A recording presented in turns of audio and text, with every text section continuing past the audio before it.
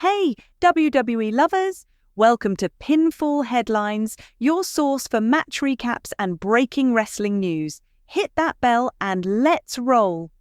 November 4th, 2025 will be remembered not for a classic match or an incredible debut, but for a creative decision that has split the wrestling community down the middle. WWE's introduction of El Grande Americano on NXT was supposed to be entertaining, maybe even symbolic, but instead it's ignited one of the most passionate cultural debates the wrestling world has seen in years. For many fans, what aired that night wasn't an homage to Lucha Libre tradition. It felt like a parody of it.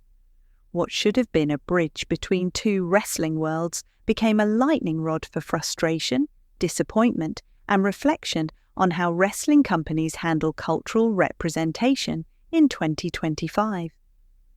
When entertainment crosses a line.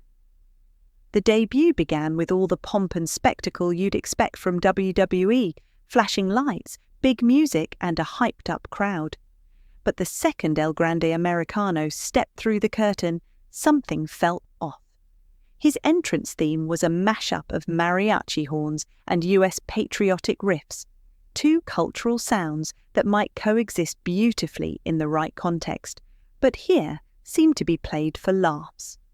His mask looked mass-produced, his gear was plastered with stars and stripes alongside random Latin motifs, and his exaggerated mannerisms felt less like performance art and more like imitation.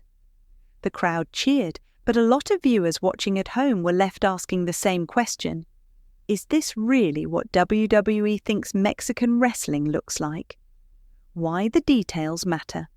To outsiders, the criticism might sound like overreaction.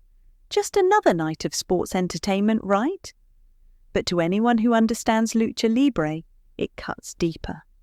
The tradition of masked wrestling in Mexico is sacred, passed down through generations. The mask isn't a prop. It's identity, legacy, and pride stitched into fabric. Losing it in the ring is a moment of mourning. Wearing it is an oath. That's why so many fans took offense. The presentation of El Grande Americano, complete with over-the-top gestures and stereotype-tinged symbolism, seemed to overlook that history. Wrestling thrives on characters, yes, but there's a fine line between creative storytelling and cultural caricature. This debut tripped over that line. Missed opportunity in plain sight. What makes this controversy sting even more is the wasted potential. The idea of a character who embodies both American and Mexican wrestling heritages could have been powerful. Imagine a performer whose story honors both styles, the showmanship of US wrestling blended with the artistry and spirituality of Lucha Libre. It could have showcased unity, cultural exchange, and evolution within wrestling's global tapestry. Instead, the presentation leaned on clichés. Rather than celebrating two cultures, it seemed to mash them together without context, stripping away the nuance that makes both traditions so beloved. What could have been inspiring ended up feeling tone-deaf. The match that sparked a movement. Once the bell rang, there was no denying the athleticism on display. The performer behind El Grande Americano clearly had skill, quick transitions, precise aerial attacks, and solid ring presence. But good wrestling couldn't hide the unease around the character. His opponent, a hard-working NXT talent who's been quietly building momentum, became collateral damage in the spectacle. For 12 minutes, the match told the wrong story. A newcomer dressed like a walking stereotype, dominating a respected competitor who had earned every bit of their momentum. The in-ring performance was technically solid, but the framing turned it into something uncomfortable. It wasn't the performer's fault. It was the creative choice that set the tone. Performance versus presentation. Here's where the debate really heats up. Can fans separate the performance from the presentation? Can you admire the athletic skill while condemning the gimmick? It's a question that goes beyond wrestling, into music, film, and art. Many fans praised the execution but felt guilty enjoying it. Others said entertainment is entertainment, and that intent matters more than interpretation. Still, for a large portion of the audience, intent wasn't enough. If the design of a character reinforces stereotypes, it doesn't matter how skilled the performer is. The story being told overshadows the performance being delivered. The human behind the mask, speculation about who's under the mask, flooded Twitter and Reddit within minutes. Some believed it was a seasoned main roster talent testing a new persona. Others swore it was a newcomer from the independent scene. But ultimately, it doesn't matter. Whoever took the role now has to carry it. Not just the cheers, but the scrutiny. Every interview and autograph signing will bring questions about authenticity and cultural respect. It's a heavy burden for any performer, especially one whose job is to entertain, not politicize. No wrestler deserves harassment or hate for a creative decision made by a corporate writing team, but accountability is part of the gig. If the performer continues in the role, they have the power to evolve it, to push for nuance, honesty, and dignity within the character. Hidden potential beneath the noise. Here's the frustrating truth. Buried under the stereotypes, there is potential. The athleticism, the charisma, and the crowd energy prove that this character could work, if reimagined with care. A genuine fusion of American and Mexican wrestling traditions could be groundbreaking. WWE has the platform to showcase cross-cultural storytelling that unites fan bases across borders.